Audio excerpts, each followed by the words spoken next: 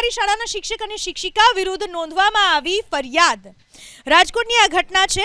દુષ્કર્મ, ખંડણી, માર મારવા અને ગુનાહિત કાવતરું રચવા સહિતની કલમો હેઠળ શિક્ષક અને શિક્ષિકા વિરુદ્ધ યુનિવર્સિટી પોલીસ સ્ટેશનમાં ફરિયાદ નોંધવામાં આવી છે।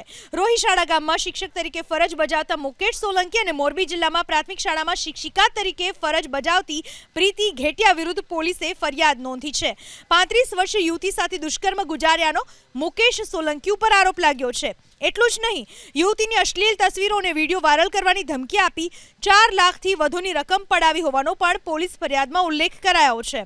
આરોપી મુકેશ અને પ્રીતિએ યુવતીના લગ્ન પણ અટકાવ્યા હોવાનો આરોપ લાગ્યો છે।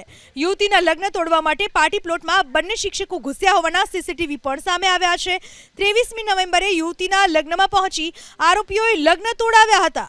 હાલ તો પોલીસે આરોપી શિક્ષિકા પ્રીતિ ઘેટિયાની ધરપકડ કરી છે, તો ફરાર શિક્ષક મુકેશ સોલંકીની પોલીસે શોધખોળ હાથ ધરી છે। શિક્ષણ જગતને શર્મસાર કરતી આ ઘટનામાં પીડિતાએ મીડિયા સમક્ષ આરોપી મુકેશ સોલંકી અને પ્રીતિ ઘેટિયા પર આરોપ લગાવ્યા।